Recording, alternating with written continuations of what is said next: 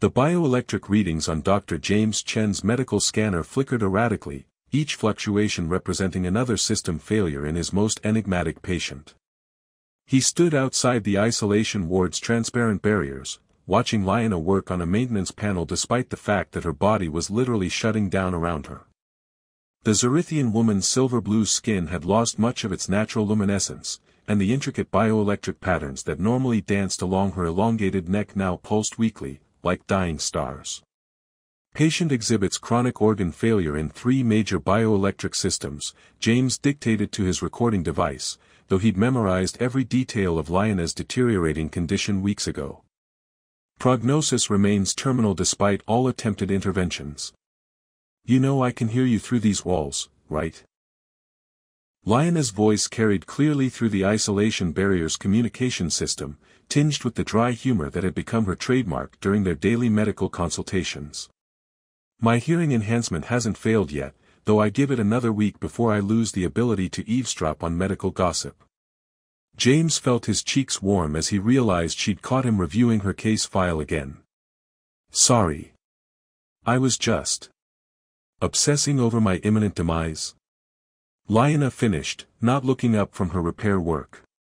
Don't apologize, Doctor. It's refreshing to meet someone who finds my slow-motion system failure as fascinating as I do. She paused to adjust a circuit relay, her movements precise despite the tremor in her hands. Though I have to say, your bedside manner could use some work. Most patients prefer not to be discussed like specimens while they're still conscious. Most patients aren't trying to repair critical station infrastructure while their bioelectric organs are failing, James pointed out, consulting his scanner readings again. Lyanna, you should be resting. The energy expenditure from that kind of technical work is accelerating your system degradation. And if I don't fix the atmospheric recyclers, everyone on this station will be experiencing their own system degradation in about 6 hours, Lyanna replied cheerfully. Besides, I'd rather go out being useful than lying in bed waiting for my electrical field to finally sputter out like a broken light fixture. James had been studying Zorithian physiology for 3 months now, ever since Lyanna had collapsed during a routine maintenance shift and been rushed to his medical bay. What he'd initially assumed would be a straightforward case of exhaustion had revealed itself as something far more complex and devastating.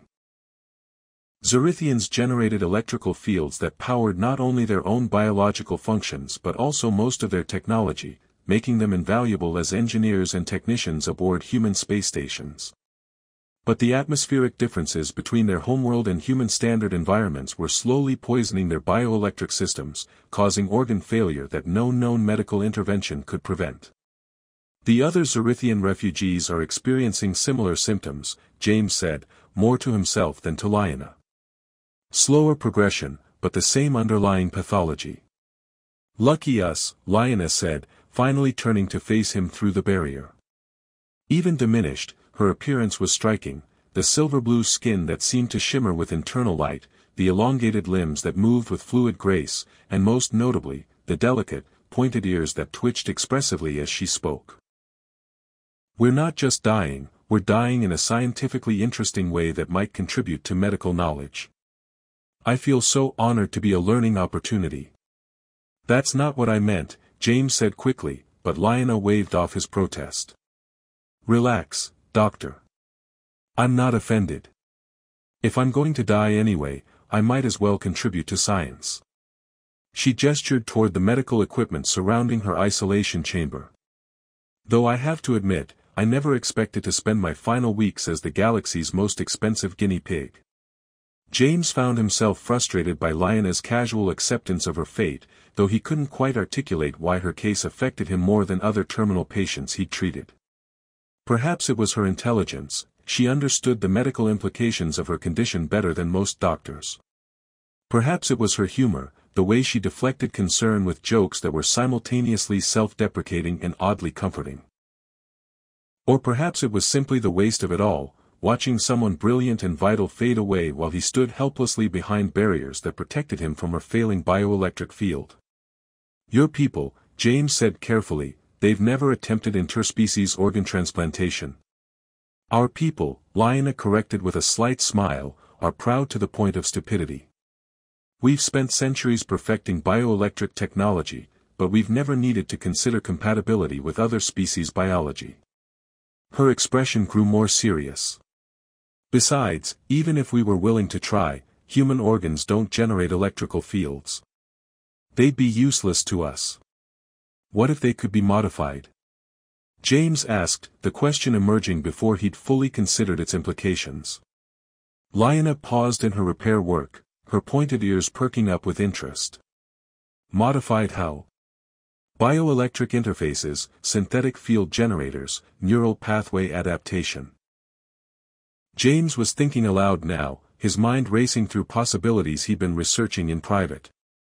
In theory, it might be possible to create hybrid organs that could function in both human and Zerithian physiology. In theory, Lyanna repeated, her tone carefully neutral. And in practice?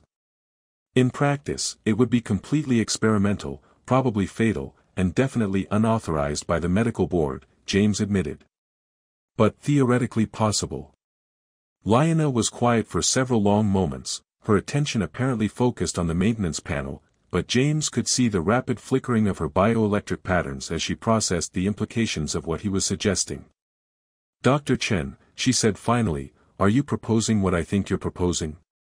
I'm not proposing anything, James said quickly. I'm just exploring theoretical frameworks for interspecies medical intervention. Theoretical frameworks, Lyanna repeated with obvious amusement. Is that what we're calling barely concealed medical fantasies now? She turned to face him fully, her expression mixing skepticism with something that might have been hope. You're talking about major experimental surgery on a dying alien, using modified human organs that may or may not function properly, with no guarantee of success and significant risk to both donor and recipient. When you put it like that, it sounds completely insane, James said. It is completely insane, Lyanna agreed. Which is why I'm suddenly very interested in these theoretical frameworks of yours. James felt a flutter of excitement mixed with terror as he realized that Lyanna was taking his speculation seriously. The risks would be enormous. Even if the surgery succeeded, we don't know what the long-term effects of bioelectric modification might be on human tissue. What about the short-term effects?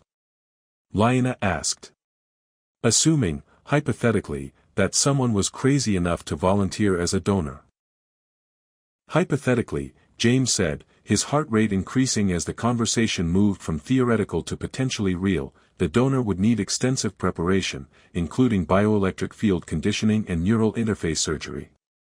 The risks would include rejection, organ failure, electrical feedback damage, and possible death. And the recipient? Similar risks, plus the possibility that the modified organ might not integrate properly with existing bioelectric systems. James paused, considering the full implications of what they were discussing. There's also the question of psychological effects. We don't understand how shared bioelectric fields might affect consciousness or emotional states. Lyanna's bioelectric patterns flickered more rapidly, and James realized she was either very excited or very afraid. Possibly both. Dr. Chen, she said slowly, if someone were hypothetically crazy enough to attempt this procedure, what would be the first step? James looked at Lyanna through the isolation barrier, seeing not just a dying patient but someone whose brilliance and humor had made his sterile medical world considerably brighter over the past months. The rational part of his mind catalogued all the reasons why even considering such a procedure was professional suicide. The emotional part whispered that some things were worth the risk. The first step, he said carefully, would be finding a donor. Hypothetically, Lyanna said, her silver-blue skin brightening slightly as her bioelectric systems responded to her increased emotional state, how difficult would it be to find someone willing to risk their life for a dying alien engineer? James met her gaze through the transparent barrier, understanding passing between them without words. Hypothetically, he said, I don't think it would be difficult at all. Dr. Chen, Lyanna said softly, are you seriously considering donating a kidney to save my life? I'm seriously considering saving your life, James replied. The kidney donation is just the method. That's either the most romantic thing anyone's ever said to me, or the most medically inappropriate, Lionel said, though her expression suggested she was leaning toward the former interpretation. Probably both, James admitted. But I've been watching you keep this station running while your own systems fail, and I think the galaxy would be a poorer place without you in it. Careful, Doctor, Lionel said with a grin that made her bioelectric patterns dance more brightly. Keep talking like that and I might start thinking you actually care about me as more than just an interesting medical case.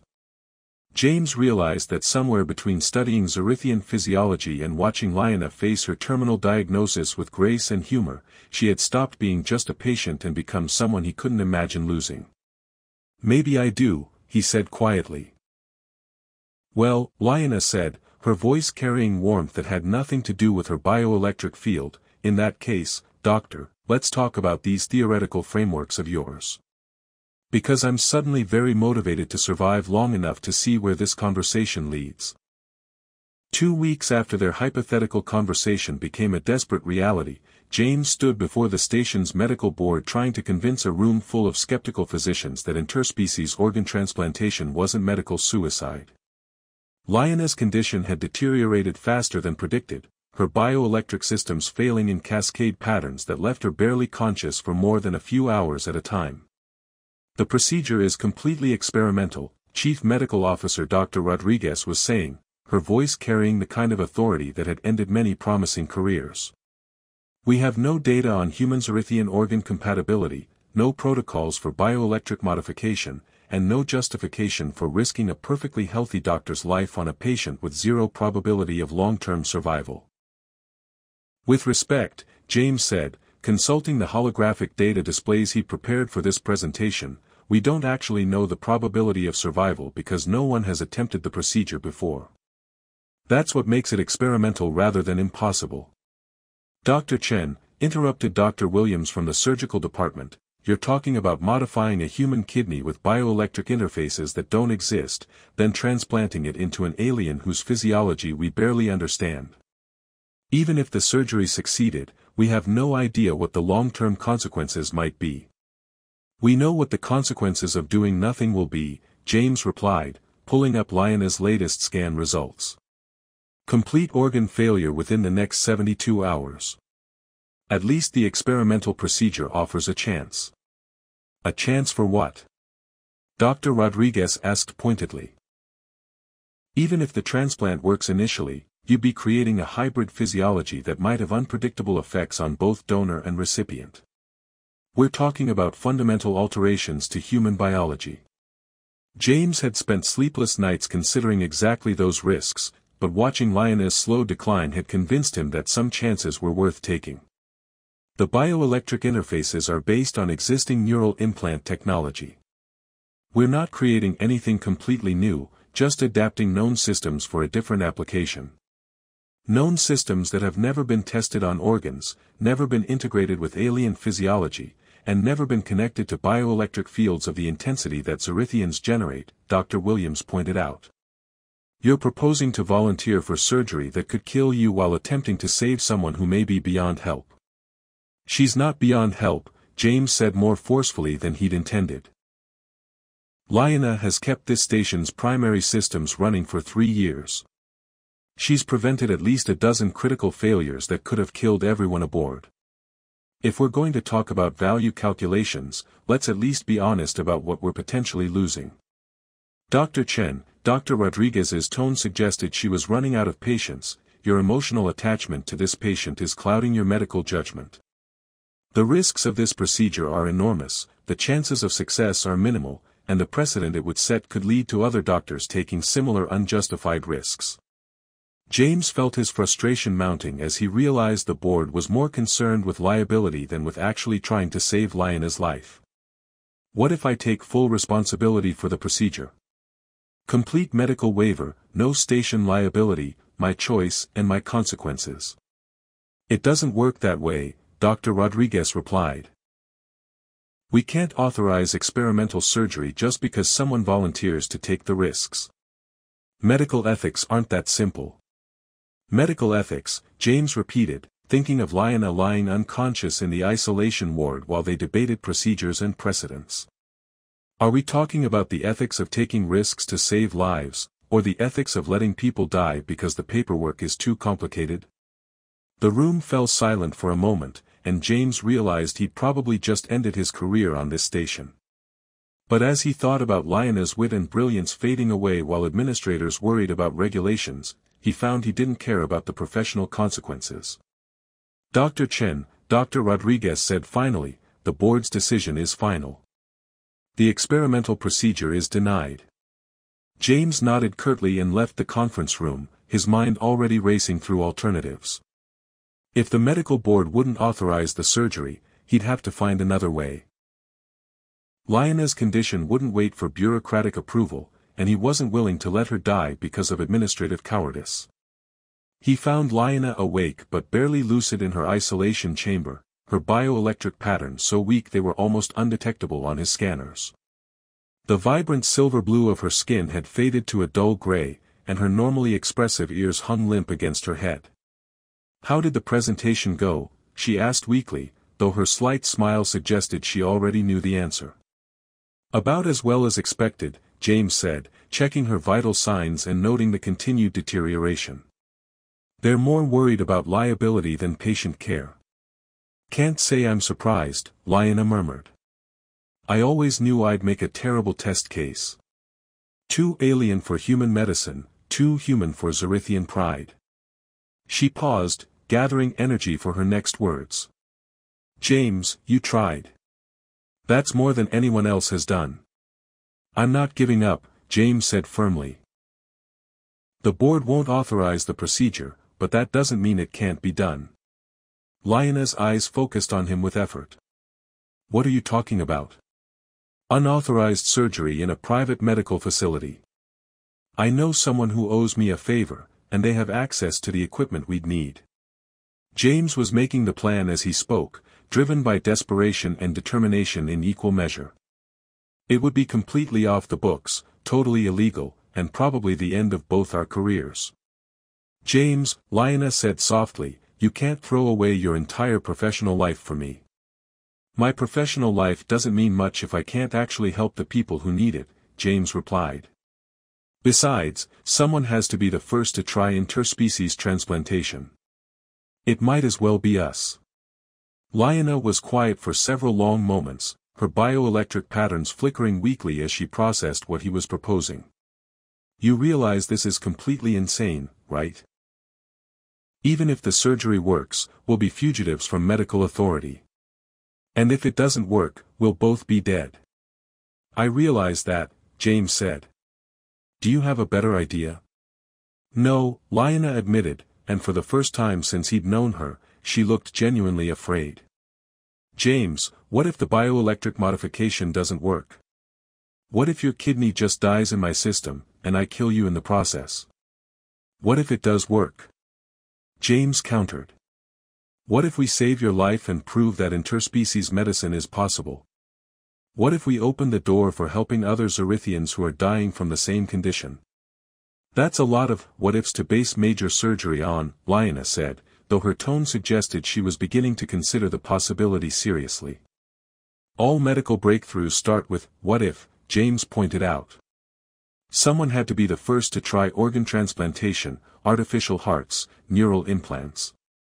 Progress requires people willing to take calculated risks." "Is that what this is?" Lionel asked. "A calculated risk?" James considered the question honestly. "It's a desperate attempt to save someone I care about using experimental techniques that might not work." "I'm not sure calculated is the right word." "Someone you care about," Lionel repeated, her weak smile carrying warmth despite her deteriorating condition. "Is that your professional medical opinion, Dr. Chen?" "That's my personal opinion," James replied. "My professional medical opinion is that you're the most remarkable patient I've ever treated, and losing you would be a tragedy for everyone who knows you." "And your personal opinion?" James felt his heart rate increase as he realized they were having a conversation that went far beyond medical consultation. "My personal opinion is that I've fallen in love with someone brilliant and funny and brave, and I'm not willing to lose her without a fight." Lionel's bioelectric patterns brightened slightly, the first positive response her systems had shown in days. "Well," she said softly, "when you put it like that, how can I say no to completely illegal experimental surgery?" "Is that a yes?" James asked, hardly daring to hope. "That's a yes," Lyanna confirmed. "But James, if this kills us both, I'm going to be very annoyed with you in whatever afterlife Cerithians end up in." "If this kills us both," James replied, "I'll deserve whatever punishment you decide to inflict." "Good," Lyanna said with a grin that made her face almost luminous despite her failing systems. "Because I've had a lot of time to think about creative forms of posthumous revenge." James began making arrangements for the unauthorized surgery, knowing he was about to cross a line that would change everything. But as he watched Lyanna's systems continue to fail, he realized that some lines were worth crossing. Love, it turned out, was a more powerful motivator than professional caution, and sometimes the most important medical decisions were made not in conference rooms but in moments of desperate hope. "James," Lyanna called as he prepared to leave her chamber. "When we do this, will you stay with me? I mean, during the recovery?" "I'll be right there," James promised. "Though technically, I'll be recovering too." "Right," Lyanna said, laughing weakly. "I forgot about the part where you're voluntarily having major surgery to save an alien you've known for 3 months. This really is completely insane." "Completely insane," James agreed. "But also completely worth it." The unauthorized medical facility hummed with nervous energy as James lay on the operating table beside Lyanna, their hands clasped together in a gesture that was part comfort, part determination, and part defiance of every medical protocol either of them had ever learned. Dr. Sarah Martinez, James's former colleague who owed him enough favors to risk her license for this procedure, made final adjustments to the bioelectric modification equipment they'd cobbled together from neural implant technology and stolen Zerithian engineering components. "I want you both to understand," Sarah said as she prepared the anesthetic systems, "that what we're attempting has never been done before. We're essentially performing 2 experimental surgeries simultaneously, extracting and modifying James's kidney, then transplanting it into a completely different species with unknown compatibility factors." "We understand," Lyanna said, though her voice was weak and her bioelectric patterns barely registering on the monitors. "We also understand that doing nothing guarantees failure. The bioelectric interface is the real unknown," Sarah continued, checking the quantum field generators that would modify James's kidney to function in Lyanna's electrical system. "In theory, the neural pathways should adapt to control the artificial field generators, but we're asking human tissue to interface with technology that was designed for alien physiology." James squeezed Lyanna's hand, feeling the faint electrical tingle that had become familiar over their weeks of medical consultations. "What's the worst-case scenario?" "Complete rejection, organ death, electrical feedback that damages both your nervous systems, or incompatible bioelectric fields that cause seizures, cardiac arrest, or neural cascade failure," Sarah replied with characteristic bluntness. "Also, the possibility that the modification process itself could kill the organ before we even transplant it." "And the best-case scenario?" Lyanna asked. "The transplant works, your systems stabilize, and we revolutionize interspecies medicine," Sarah said. "But I want you both to know that even success might come with unexpected consequences. We don't know how sharing bioelectric fields might affect consciousness, memory, or emotional states."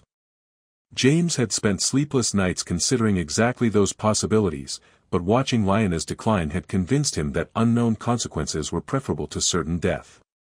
"Let's do this before I lose my nerve." "Before we both lose our nerve," Lyanna corrected, her pointed ears twitching with nervous energy.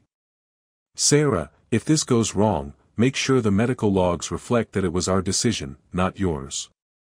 "If this goes wrong, the medical logs will be the least of our problems," Sarah replied grimly. "But let's focus on making it go right."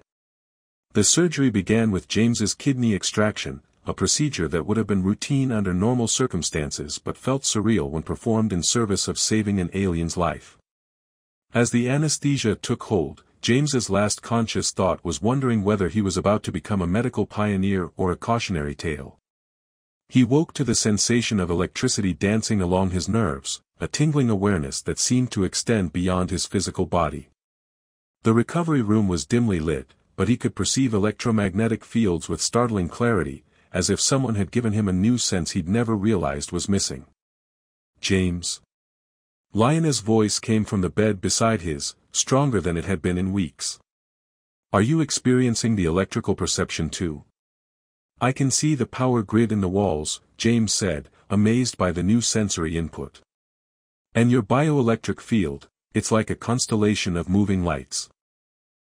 "Mine's even stranger," Lionel said, sitting up carefully and examining her hands with wonder. "I can feel your heartbeat, not just hear it or see it on monitors, but actually feel the rhythm of your circulation. It's like we're sharing nervous systems." Sarah appeared between their beds, her expression mixing professional concern with scientific fascination. "The transplant was successful beyond our most optimistic projections. James's kidney not only integrated with Lionel's bioelectric system but actually enhanced her electrical generation capacity. You're producing power levels 30% higher than baseline Zerithian norms." "What about the sensory overlap?" James asked, still marveling at his new ability to perceive electrical fields. "Is this permanent?" "We don't know," Sarah admitted.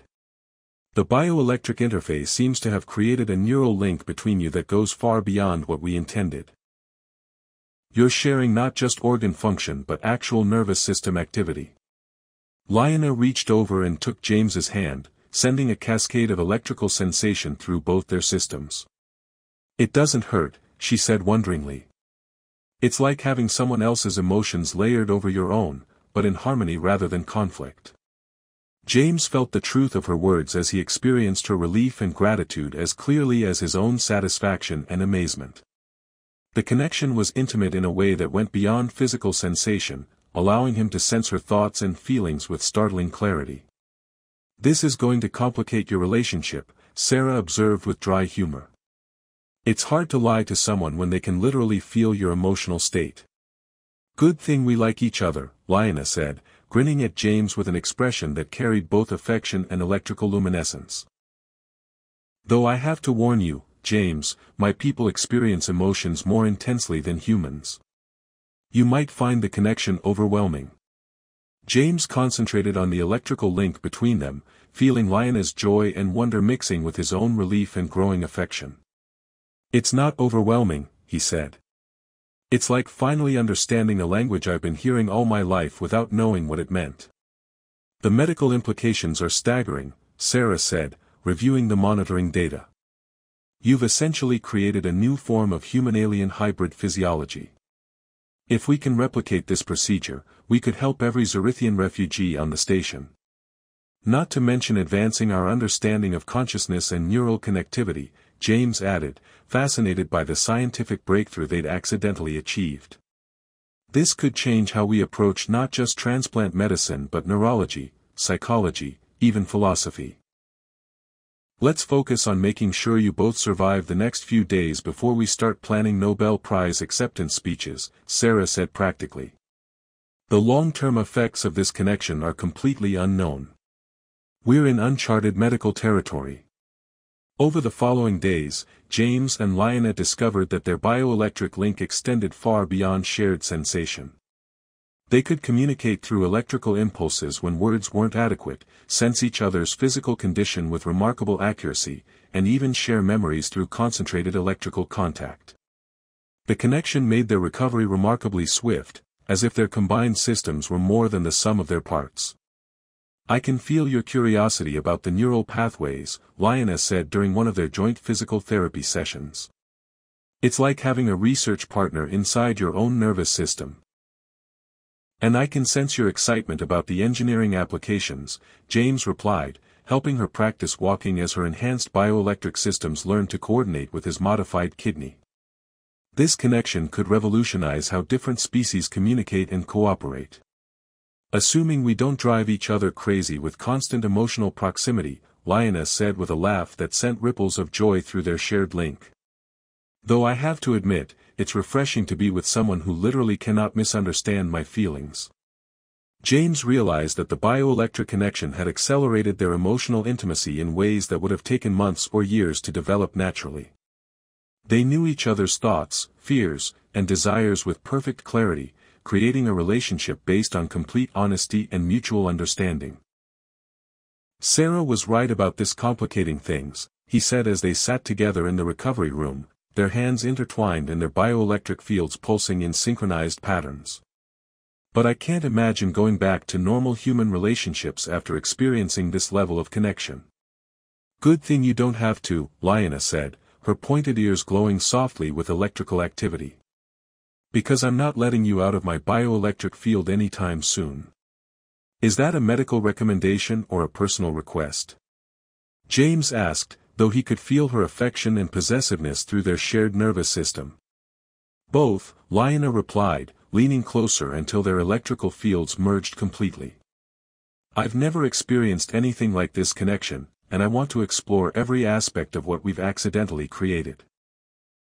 James felt her curiosity and wonder mixing with his own, creating feedback loops of shared emotion that intensified their individual feelings while maintaining perfect harmony. "We're going to need new words for what this is," he said. "It's beyond love, beyond partnership, beyond anything humans or Zorithians have experienced before." "We'll invent new words," Lyanna said confidently. "After all, we've already invented a new form of consciousness. Language should be easy by comparison." As they sat together, sharing thoughts and sensations through their miraculous bioelectric link, James realized that their desperate attempt to save Lyanna's life had created something entirely unprecedented, a true fusion of different species that preserved the best qualities of both while creating possibilities neither had imagined alone. 8 months after the unauthorized surgery that had saved Lyanna's life and fundamentally altered both their physiologies, James stood in the newly constructed Interspecies Medical Research Center watching his partner demonstrate bioelectric field manipulation to a group of fascinated medical students. The facility buzzed with activity as human and Zorithian researchers collaborated on projects that would have been impossible before their breakthrough procedure.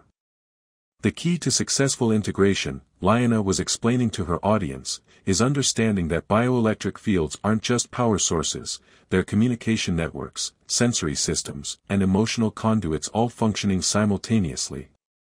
She gestured toward the holographic display showing her enhanced electrical patterns. "When James and I share information through our neural link, we're not just exchanging data.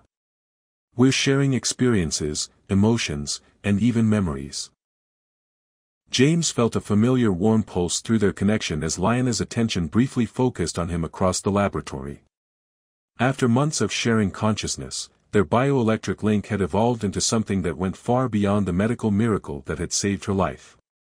They could communicate complex ideas through electrical impulses, coordinate their research with perfect efficiency, and experience emotions with an intensity that neither species had achieved alone.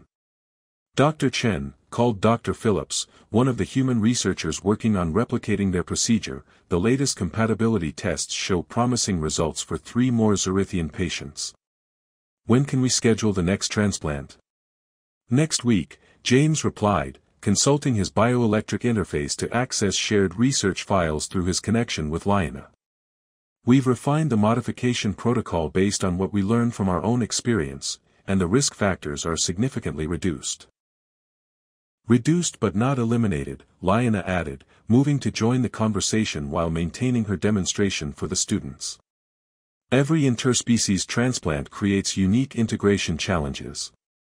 We're still pioneers in medical territory that no one fully understands." Dr. Phillips nodded seriously. "The volunteers understand the risks. For them, experimental surgery represents hope instead of certain death." James felt Lyanna's mixture of pride and concern through their neural link as they contemplated the dozens of Zorithian refugees who were now eligible for life-saving procedures. Their success had transformed what began as a desperate attempt to save one life into a systematic program that could rescue an entire endangered population. "There's something else we need to discuss," Lyanna said, her bioelectric patterns shifting in ways that James had learned to recognize as nervous excitement. "The research team has made some interesting discoveries about our connection that go beyond medical applications." "What kind of discoveries?" Dr. Phillips asked. Show them the memory integration data, James suggested, already knowing what Liana was thinking through their shared consciousness. Liana activated a holographic display showing neural activity patterns that looked like elaborate electrical storms. We've discovered that our bioelectric link allows us to share not just current thoughts and sensations, but actual memories. When we concentrate on specific experiences, we can transfer complete recollections between our nervous systems. You're talking about technological telepathy, Dr. Phillips said, his excitement evident. The implications for education, communication, even entertainment could be revolutionary. The implications for consciousness itself could be even more significant, James added. We're essentially creating a new form of hybrid awareness that combines human analytical thinking with Zorithian electrical perception. Which brings us to the real reason we called this meeting, Liana said, her pointed ears glowing more brightly as her bioelectric excitement increased. James and I want to propose a long-term research project that goes beyond medical intervention. What are you thinking? Dr. Phillips asked. A permanent colony of interspecies pairs, James explained, feeling Liana's enthusiasm amplifying his own through their connection. Humans and Zorithians who volunteer for bioelectric integration, creating a population of individuals who combine the best characteristics of both species. You're talking about directed evolution, Dr. Phillips said slowly. Using medical technology to create a new form of human consciousness. We're talking about voluntary enhancement that could help humanity adapt to the challenges of space exploration and interspecies cooperation, Liana corrected. The bioelectric connection doesn't change who we are fundamentally, it just allows us to share our capabilities more effectively. James felt the truth of her words resonate through their neural link. Despite the profound changes in his physiology, he remained essentially himself, just enhanced by capabilities he'd never imagined possible. The connection has made us more than we were separately, without diminishing our individual personalities or abilities. There's one more thing, Liana said, her bioelectric patterns shifting to frequencies that James recognized as deep happiness mixed with anticipation. We wanted the research team to be the first to know that we're expecting a child. The announcement sent ripples of excitement through the laboratory as researchers realized the implications of a pregnancy between two individuals with hybrid bioelectric physiology. Dr. Phillips stared at them in amazement, his mind clearly racing through the scientific possibilities. The genetic implications alone are staggering, he said finally.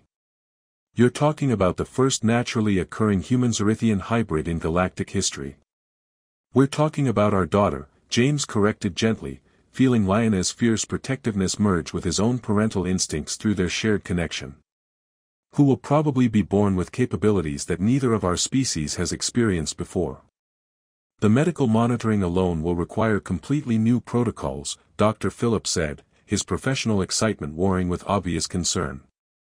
We have no data on hybrid pregnancies, no understanding of how bioelectric integration might affect fetal development. Which is why we're documenting everything, Liana said practically. Our daughter will be the first of her kind, but hopefully not the last. The data we collect could help other interspecies couples who want to start families.